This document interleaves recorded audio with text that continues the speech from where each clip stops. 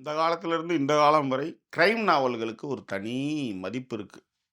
அது எல்லாருக்கும் இன்ட்ரஸ்டிங்கான ஒரு விஷயம் என்னன்னா, ஒரு துப்பறியிற விஷயம்னா எல்லாருக்கும் பிடிக்கும்.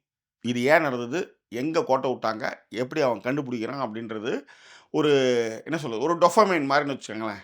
அந்த மாரி வந்து கிரைம் நாவல்களுக்கு தனி மரியாதையும், மதிப்பும் உண்டு. அதே மாதிரி அந்த மாதிரியான திரைப்படங்கள் விஷுவலா பார்க்கும்போது, இன்னும் வந்து லேண்ட்ஸ்கேப்பு, இப்ப கதாபாத்திரங்களுடைய உணர்ச்சிகள் இதெல்லாம் நம்ம பார்க்கும்போது நம்மளால வந்து ஈஸியா வந்து அடாப்ட் ஆயிக்க முடியும். இந்த சிச்சுவேஷன் நம்ம இருந்தா, இந்த மாரி ஒரு சைகை கூட நம்ம மாட்டிக்கிட்டா அப்படின்னும் போதே நம்மளுக்கு வந்து உடம்பெல்லாம் கலகலான்னு ஆயிடும்.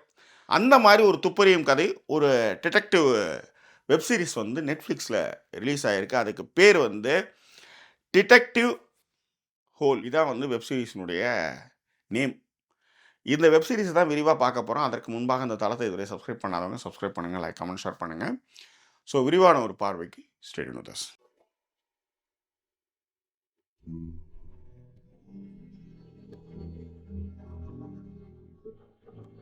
டிடெக்டிவ் ஹோல் இது நார்வேஜியன் கிரைம் ட்ராமா.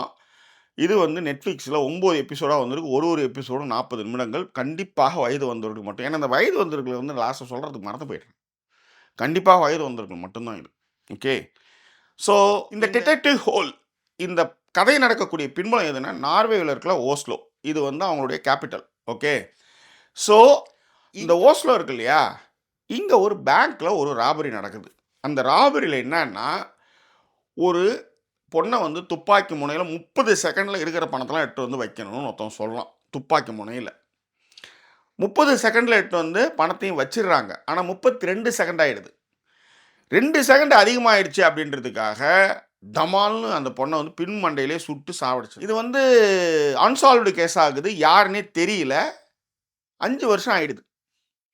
ஆனாலும் இந்த கேஸை வந்து நம்ம ஹீரோ ஹாரி ஹோல் வந்து என்ன பண்ணுறாரு, எடுக்கிறார். அவர் மண்டையில் அது ஓடிட்டே ஒரு பொண்ணை 32 செகண்டுக்காக ஒருத்தன் சாவடிப்பானா?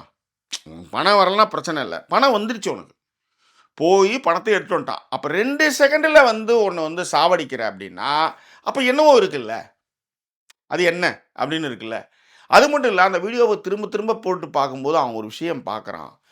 என்னன்னா, அந்த மாஸ்க் போட்டு துப்பாக்கி முனையில் அந்த பொண்ணு பின் மண்டையில் வச்சான் இல்லையா, அவன் சுடுறதுக்கு முன்னாடி அது கிட்டக்கு என்னவோ வந்து சொல்கிறான்.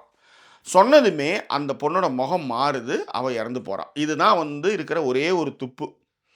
5 வருஷமாக கேஸை சால்வ் பண்ணல. ஓகே. டிபார்ட்மெண்ட் இருக்கிற சீஃப் ஆஃபீஸரே என்ன சொல்கிறாருன்னா, டே ஏரி ஓலு மானா தயவுசெய்து விட்டுடுறா, இது எவனுமே இது வரலையும் பண்ணலை, இதிலே ஓலா காதை கட்டிக்கிட்டு ஓட்டிகிட்டு இருக்காத, மற்ற வேலையை பாரு அப்படின்றாங்க. இல்லை இல்லை நான் இதை பண்ணியே ஆவான் அப்படின்னு சுற்றிட்டு இருக்கான். அவனுக்கு ஒரு பொண்டாட்டி, ஒரு புள்ள, ஒரு ஆம்பளை புள்ள. எப்பயுமே போலீஸ்காரங்களுக்கு வந்து பொண்டாட்டி புள்ளையோட டைமே ஸ்பெண்ட் பண்ண முடியாது. இல்லை அவங்களுக்கு வந்து ஏதாவது ஒரு என்ன சொல்கிறது, திடீர்னு மண்டையில் எங்கேயாவது அடிபட்டுருக்கும், உடனே மயக்கம் வரும். அப்படி இல்லைன்னா வச்சுக்கோங்க, குடிகாரனாக இருப்பான், கையில் நடுங்கும், அந்த நேரத்தில் தான் சாவி கீழே விழுந்துரும், அதை எடுக்க முடியாது. இந்த மாதிரி திரைக்கதையில் இவங்க ஓலா ஓடுறதுக்குன்னே இந்த மாதிரி வந்து கேரக்டர் வந்து சிருஷ்டிச்சிருவாங்கன்னு வச்சுக்கோங்களேன். அந்த மாதிரி நம்ம ஹாரி ஹோல் என்ன பண்ணுறாருன்னா, அப்போ பார்த்தாலும் தண்ணி அடிச்சுட்டே இருக்கிறார். தண்ணி அடித்து கையெல்லாம் நடுங்கி இதுக்கு போய் என்ன சொல்கிறது, ரீஹாபிலிட்டேஷனுக்குலாம் போவார் நம்ம ஹீரோ.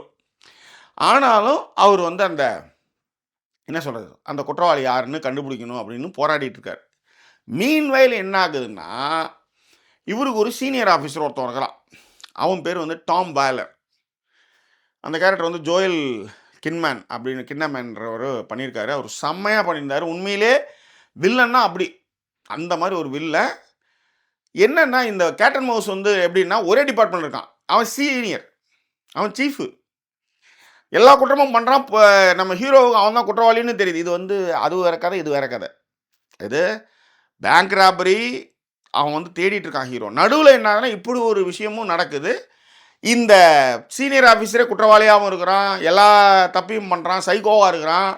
நம்ம ஹீரோ வந்து தண்ணி அடிச்சுட்டு இந்த மாதிரியான பிரச்சனை இருக்கலாம். இதெல்லாம் மீறி இந்த குற்றங்களை வந்து கண்டுபிடிச்சானா, எப்படி வந்து சீஃப் ஆஃபீஸர் வந்து குற்றவாளின்றதை நிரூபித்தான் அப்படின்றத இந்த வெப்சீரிஸுடைய கதைங்க. உண்மையிலே ஒரு 5, 6 எபிசோடு வந்து ஒரு மாதிரி தான் போகுது. நான் இல்லைன்னு சொல்ல வரல. என்னென்னா ஓகே பரபரப்பாக தான் போகுது.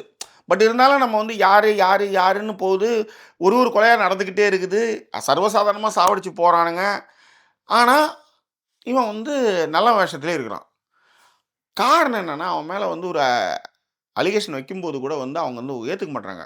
ஒரு கூட இருக்கிற ஆஃபீஸர் வந்து நீ குறை சொல்கிற, நீ வந்து ஆதாரத்தை கொடு அப்படின்றாங்க.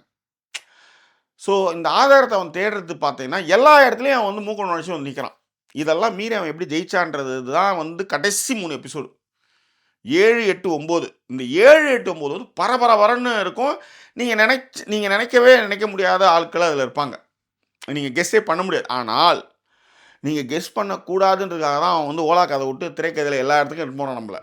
அதனால தான் உங்களுக்கு ஒரு 9 எபிசோடாவது போக முடியும்.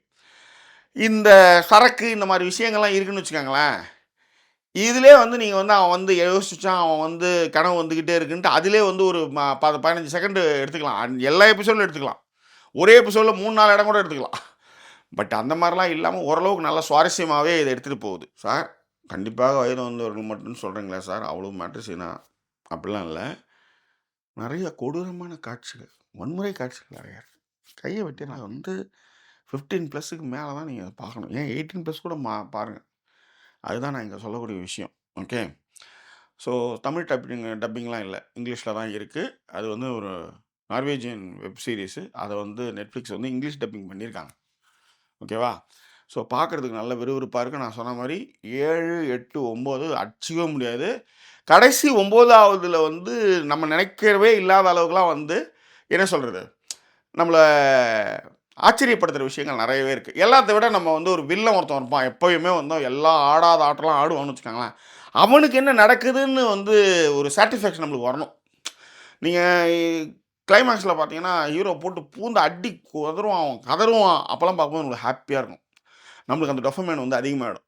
அந்த மாதிரியான சீன்ஸு இதில் வந்து வில்லனுக்கு நடக்கிற விஷயங்களை பார்க்கும்போது உங்களுக்கு அப்பாடா அப்படின்னு இருக்குன்னு வச்சுக்கோங்களேன். அந்த மாதிரியான விஷயங்கள்லாம் நிறையவே பண்ணியிருக்காங்க. த டெவில் ஸ்டார் அப்படின்ற ரைட்டர் தான், அவர் தான் வந்து ஜோ நெஸ்போ, அவர் தான் அதை வந்து எழுதியிருந்தார். இதை வந்து டைரக்ட் பண்ணியிருக்கிறது 2 பேர், ஆஸ்டின் கேரல்சன் அண்ட் ஆனா ஜாக்ரிசன். 2 பேரும் வந்து இதை வந்து டைரக்ட் பண்ணியிருக்காங்க. உண்மையிலே நல்லா எமோஷ்னலாகவே எடுத்துகிட்டு போயிருந்தாங்க. எல்லாத்தோட சில ட்விஸ்ட்டுலாம் நம்ம பார்க்கும்போது நம்மளுக்கு அப்படியே இருக்கும். நிறைய கொலைகள் வந்து நம்மளை வந்து அட பாவீங்களா அப்படின்ற மாதிரி இருக்குன்னு வச்சுக்கோங்களேன். ஸோ இந்த சீரீஸினோட இன்னொரு விஷயம் என்னென்னா, கதை எழுதினவரே கூப்பிட்டு நீயே இந்த வெப்சீரிஸ் திரைக்கதையை எழுதுறியா அப்படின்னு சொல்லிட்டாங்க. அவரும் வந்து அதை எழுதியிருக்கிறாரு. முக்கியமாக வந்து நார்வே வந்து நீங்கள் போய் பார்க்க முடியலன்னா இது வெப்சீரிஸில் பாருங்கள். சூப்பர் சூப்பர் லொக்கேஷன்ஸ்லாம் இருக்குது. ஸோ வேறு என்ன சொல்கிறது, அவ்வளோதான். நீங்கள் இந்த மாதிரி சமீபத்தில் பார்த்த வெப்சீரிஸினுடைய பெயர்களை பின்னூட்டங்கள் தெரியப்படுத்துங்க. மீண்டும் வேறொரு எபிசோடில் உங்களை நான் சந்திக்கிறேன். அதுவரை நன்றி கூறி விடைபெறுவது உங்கள் ஜாக்கி சேகர். நன்றி, வணக்கம்.